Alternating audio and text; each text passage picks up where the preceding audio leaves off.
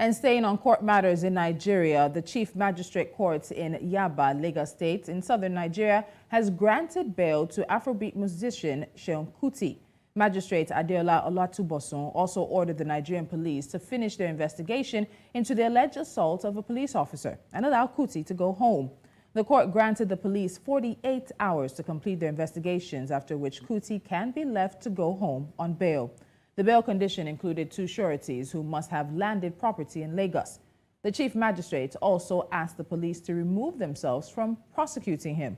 She directed that the case file should be duplicated and forwarded to the Lagos State Directorate of Public Prosecutions for prosecution.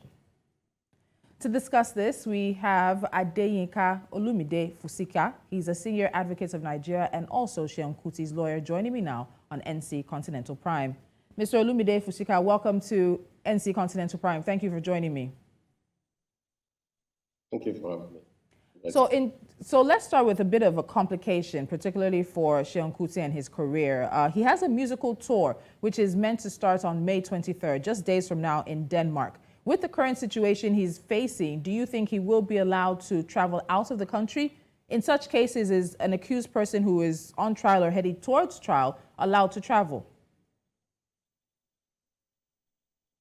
I think once he's granted bail, his duty is to present himself at every time it's required. There's no restriction on his movement. Other than that. All right, no restrictions on his movement. So Made Kuti, the grandson of the late Afrobeat legend Fela Anikulapo Kuti, in reacting to the arrest of his uncle, said that a lot of negative comments are also being made by trolls about his family in the comment section of his father Femi Kuti's post regarding the case. In terms of how this is played out in the public light, do you think the police are attempting to either scapegoat your client or really make him a public example? No, there's nothing about making a public example. We know the Nigerian police for what it is. The issue here is that for the Kuti family, every opportunity to educate members of the public on their rights, including to their own detriment, has always been one of the things the family has been known for.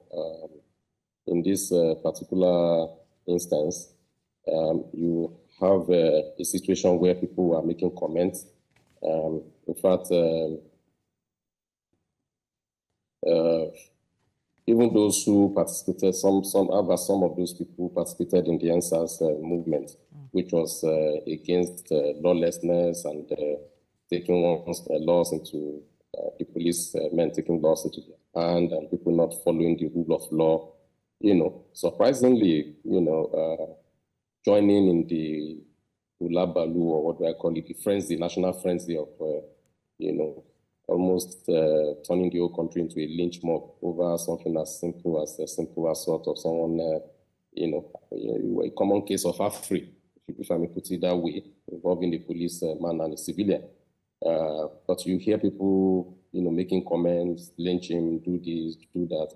It shows the level of ignorance that pervades the society, and the need to educate people to understand that if a person commits, an act is made an offense by law, and it is the law that has stipulated, what the consequences of those kind of actions are, and how people are to be brought to justice if they do commit it.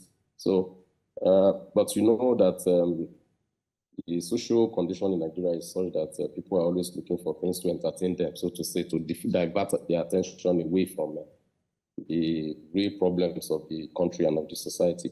As we speak today, my attention has been caught to so many clips on the social media of police brutalizing civilians all over the place. At least I've seen about 4 or 5, happening in different parts of in Lagos, in Ogun State, and in some other places. So the people just need to understand that, irrespective of their feeling, those people commenting and so on and so forth. In any case, they don't have any power to punish Mr. Kuti. It's only the courts that has the power and the responsibility to look into what is alleged against him. And the police will bring whatever evidence they think they have. We will bring whatever evidence we think we have, and then the court will look at it and make a decision as to whether it's guilty. That is if eventually gets to trial. All right. That's So you make reference, of course, to the NSARS movements as well as some of the videos we've seen in recent times, and I want to ask you about that. So in the days after Seun Kuti's arrest, we've seen videos of policemen assaulting a bike rider, as well as members of the Federal Road Safety Corps patrol team here in Lagos also assaulting a couple. Mr. Macaroni, a Nigerian comedian, has said that Kuti's situation, that now the police know how it feels to be harassed and assaulted.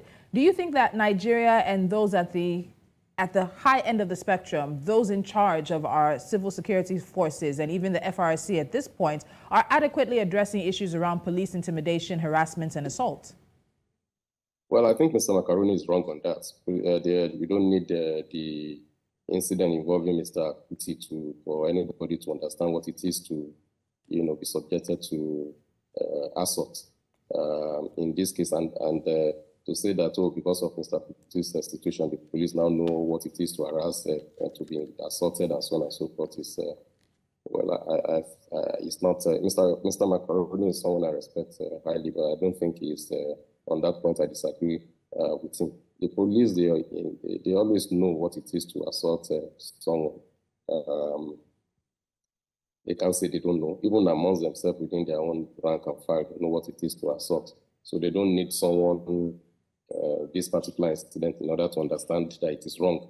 Are they not trained to understand that they are there to enforce the law, and that, suspect handling, they have code of conduct as to suspect handling, how to, when you have arrested the person, what then, the procedure to follow to bring him to justice. It's not about, you just don't take the law into your, but once you put on the uniform, and then you can just behave the way you like, and the sense of power, the sense of impunity, the sense of, I can, do anything, nothing will happen. I think both for the police in Nigeria and the civilian population, a period we really need to educate ourselves to understand that if we want to call ourselves a civilized society, then we should allow the law to take its course at all time. Nobody is above the law. Nobody is saying that a celebrity, people you call celebrities, they have the rights to be treated specially. Okay. Just as we are saying that, we also say the police does not have the right. If the police, for instance, are taking some, the constitution of the land, it's not even an ordinary statute. The constitution of the land says you cannot detain someone for more than 24 hours without taking him to court. You see that happening all the time, every day. When I accompanied Mr. Kuti to the police station in his detention, in the cell in which he was detained, there are so many people there languishing in jail. Some have been there for months. Nothing has happened to them. People are not paying attention to that. They are, they are so, worked up about, this particular incident. Which, in any case, by the time we get to court and present our own evidence, maybe the public will be better knowledgeable. They will be better informed about the whole circumstances of all this. Okay. But we'll keep our powder dry for now, and we'll wait until we get to where we are supposed to present our evidence, and we'll do so. And I'm sure that at the end of the day, people would, like I said, be better educated on what has happened. All right. Mr. Let me go into that. Let me leave that. Let's leave that for another time. Thank you so much, Mr. Adeyinka Olumide-Fusika, a senior advocate of Nigeria, as well as the legal representative of Seun Kuti. Thank you for joining me on NC Continental Prime. Thank you so much.